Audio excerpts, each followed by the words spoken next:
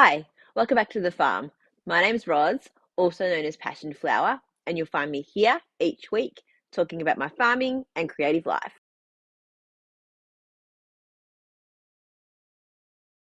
It has been a super quick week. I don't know where it went. I went to Bendigo Sheep Show on last Friday, and since then it has been go, go, go, back at work and pretty busy. So, not a lot to report from here on the farm. So, instead, this week it is going to be just a Bendigo haul video. If that's not what you're into, that's okay. Come back next week or go and watch a previous episode. There won't be any knitting or other discussion about farm stuff. It's just going to be what I purchased at Bendigo.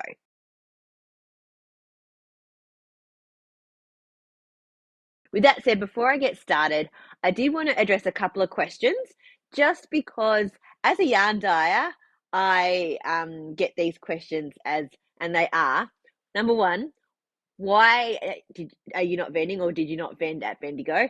And two, why do you buy other people's yarn and don't knit with your own? You have so much stuff and it's really beautiful.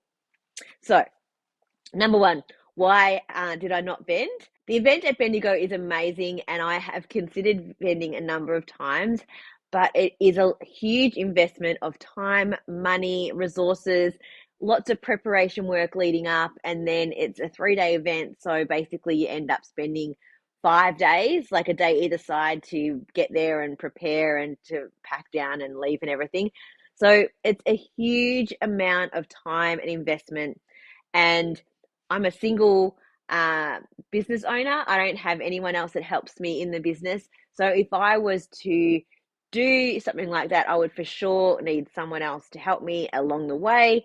I would need to be paying for accommodation and food and all of that kind of stuff. And it's just not something with the size and scale of my business, considering that I also have a full-time job that I am able to really commit to and to do properly.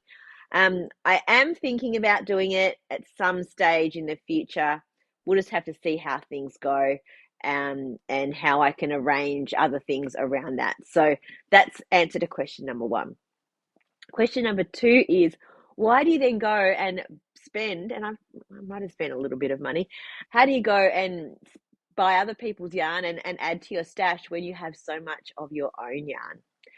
And there's a couple of reasons. Firstly, some of the bases that I have purchased, especially this time around, are not things that I myself purchased to dye with. And so it's nice to be able to experiment and use other bases and yarns that I don't stock.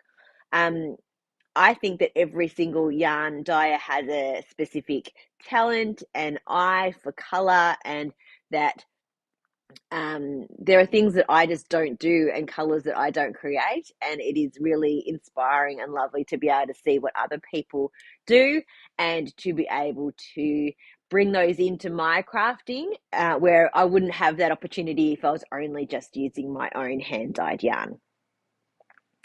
I also want to support the industry as a whole. I think it's really important to be collaborative and to be supportive, and to one way to do that is to actually, spend money in someone's stall. So I think that's really important.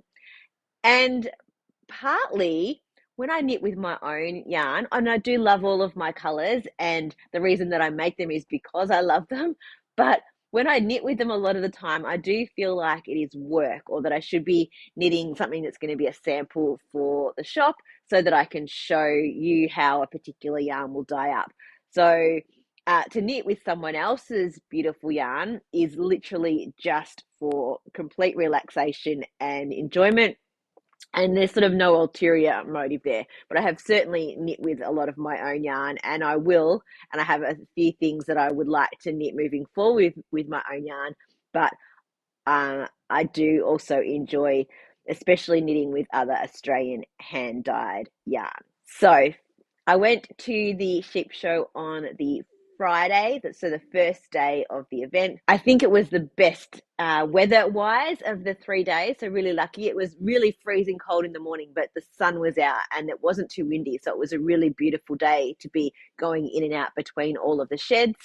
I met up with Amy and Heather, a couple of my friends, and then we met up with our bigger knitting group throughout the day as well, and had a big photo of our group outside one of the sheds, which was really nice. It was nice to sort of see everyone and touch base and look at everyone's stuff, and then we sort of all went our different ways again, because it actually is quite hard to shop as a large group, because there are so many people and there is a lot of like getting in and out of different booths. So if you need help and support in terms of color choice and things like that, you probably only need one or two people with you, not like a big crew. I did also say hi to a lot of the other yarn dyers that I know. It was nice to pop in and see them, and also to purchase from them, to support them over their Bendigo weekend. I didn't get to say hi to everyone, partially because they were so busy, which is fantastic for them. So I'm really pleased that it was such a busy weekend that it wasn't even possible to drop in and say hello to them. So I only went on the Friday, and to be honest, I don't even know that I saw every single stall. The three of us, sort of had some yarn plans and things where we wanted to really hit and look at things. So we probably missed over quite a few stalls, and we kind of didn't go into any of the sheep shearing or the other sort of livestock areas and the other market kind of space. We literally just focused on the yarn. Then after that, I went back to my family's holiday house and spent all day Saturday snuggled up there by the fire with my knitting. And I did that again on Sunday before driving home to go back to work on the Monday. So here is my big bag of purchases. And I'm really excited with what I got. I feel like I probably went a little bit overboard, but I feel like I stuck to sort of that list that I spoke about last week. Um, and I also feel like I chose a really nice palette of yarns to make some really wearable pieces, not really like bright out there, a few pieces that are a bit more subdued. So first, these are in no particular order in terms of when I bought them. It's just sort of how I've got them packed into the bag. Oh, and before I show you, I've also already put all of this into my Ravelry stash. I laid it out the next day and I took photos of it all and I put in all of the details, so all the yardages and everything in there. I feel like that helps me to then be able to plan my projects as I find particular patterns that I think will go with the yarn that I have. I can put them together in my head and in Ravelry, and it makes it a much easier process for me. So all of this has already been recorded in my Ravelry page if you want to go and check that out there as well. So I went to Cola Girl Collective. Now, she's based in South Australia, so it was good to see her yarn in person. I had bought some of her yarn before from Yarn Trader when I was in South Australia, but to see a whole selection of her yarn was really great. So I got 3 skeins of her myrtle lace, which is a mohair mulberry silk. I think it's actually the same base that I used for my wispy lace, so I know that it's beautiful and soft. And this is in the warm peach colorway. So these are 420 meters in 50 grams. So I've got 3 of those, and I plan to hold it with this, also from Cola Girl Collective. It's a Plateau 4-ply sock base. It's a 60% non-mulesed superwash merino, 20% silk, 20% yak. And this is also in the warm peach colorway. So I didn't realize that they were the same color when I first picked them up. So I thought that they would work perfectly together. So a fingering and a lace will be held together for those. I dropped into Liz at Crystal Cat Stitchery and I picked up one of her Liberty Fabric pouches. I absolutely love these bags. I love all of her bags. but I have a bit of an obsession with these little pouches. I think this could be my third or fourth now, and I have no intention of stopping buying these because I just think that they are really, really beautiful. I went to Pirate Pearl. It's coming, this is more of a greeny teal. It's coming up a bit blue on the screen. I got 4 skeins of this. Let's see if I can get all this out and show you. 4 skeins of this. This is a, what's it called? It's her Sky Sail base, and it is 70% merino, 30% Belgian linen, and it's a 5-ply, so a sport weight yarn, and there's 300 meters in 100 grams.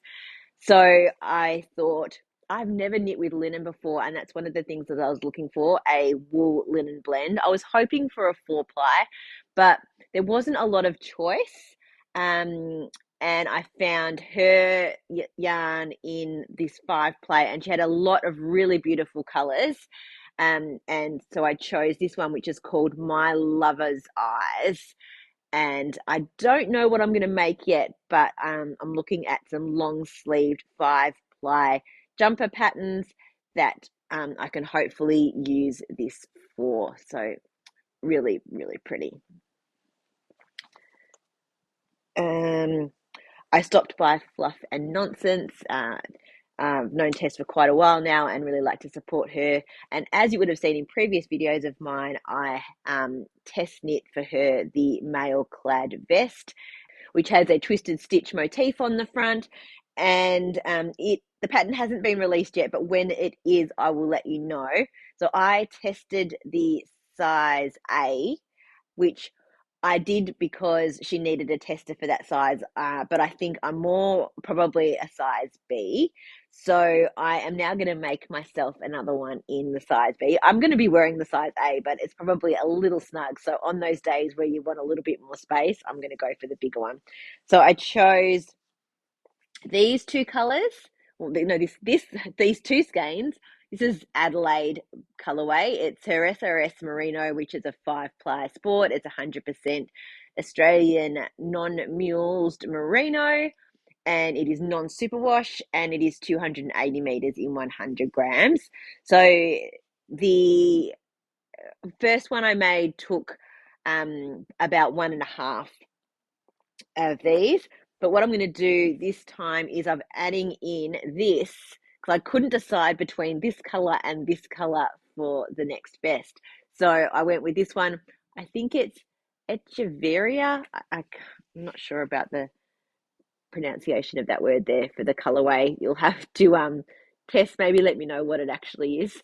So I'm going to use this for the hem and neckband and armbands and make the body in this color. I think that's what I'm going to do. Either way, these are super beautiful together, and I'll definitely be making a vest with at least this and potentially adding this one in. Everything's starting to like fall down over here now. I'm just piling it up on a chair beside me. My last official purchase was from Leeson Wool, which I had never heard of before. I think they're also from South Australia. And I bought 2 skeins of their 100% pole merino wool. It's a 4-ply. It is 100 grams and 400 meters. And this is the, what colorway is this called? Basil colorway. So I got 2 skeins of that. It's sort of it's probably about right. It's probably a little lighter actually than it's coming up on the screen. And I was looking actually for like a wool cashmere, and I couldn't find anything that I liked or in a colorway that I was, heading towards. Because what I want to do is hold it together with this. This is a lace weight merino silk, and I'm going to hold it together to marl with that and make myself a top. So I'm super excited. I think that will really bring both of those colors out and make them look really lovely. That's my hope. So that is Leecham wool, Leatham. I don't know. I should have asked them. Leatham. Okay, so that's everything that I purchased. And last week I showed you all of the patterns that I was thinking of making with them. One of the patterns I talked about was the EXP by Santa & Co. And yarn just keeps rolling off the table. Okay. It was the EXP by Santa & Co. And I mentioned it to my friend Amy, and she said, oh, I bought a kit, she said last year, year before, from Bendigo, and she wound some of it down and she was going to start, and then she decided that she wasn't all that wrapped with the colors and she had put it aside and didn't really want to use it. So she said, if you want it and you like the colors, then you can have it. And I had been getting some yarn ready for her. She's knitting some of my yarn at the moment. She's knitting with nasturtium in the 4-ply and mocha in the wispy lace, and she's knitting those together. I think she's making a petite knit jumper. So if I can find a photo, I'll put it here for you to see what it looks like with those two combined together. So instead of doing like paying her for the yarn that she gave me or her paying me for the yarn that I had sold to her, we did a trade. And so I also, on the same day that I was here doing all, like at Bendigo doing all of that shopping, I also got 2 skeins of the Louis and Lola, so it's a hand-dyed Australian yarn as well, which is great, which is a 100% superwash merino. This is the colorway Kello. So there's 2 skeins of this.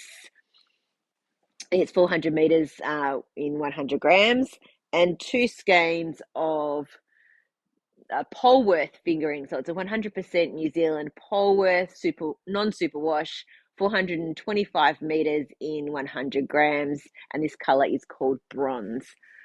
So I think that these will make a really, really beautiful jumper. So my trouble was that I couldn't figure out how the colors should work together to make the EXP so that it looks good. And this was a kit for it.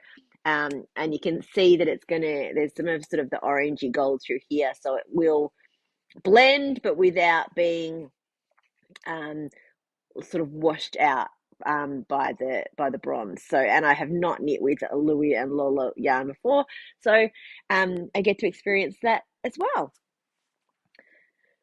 So that is all of my yarn purchases. Was it a lot? Yeah. Did I need to?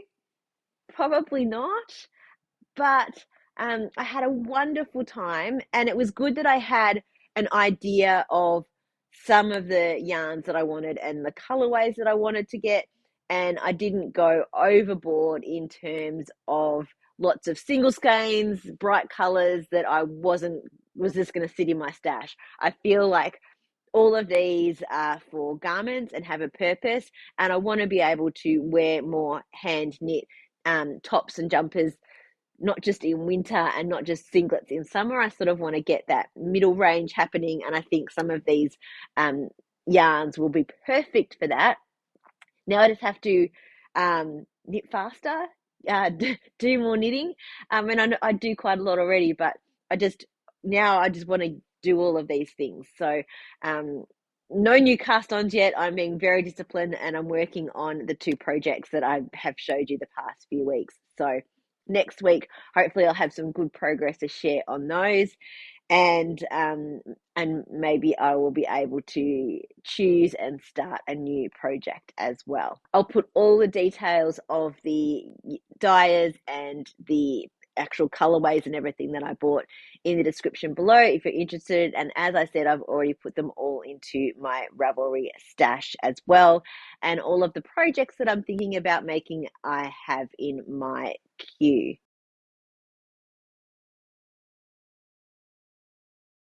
That's it for another week. Thanks for spending some time with me. If you're enjoying these videos, please give me a thumbs up and subscribe to my channel. I look forward to seeing you next week on the farm. Bye.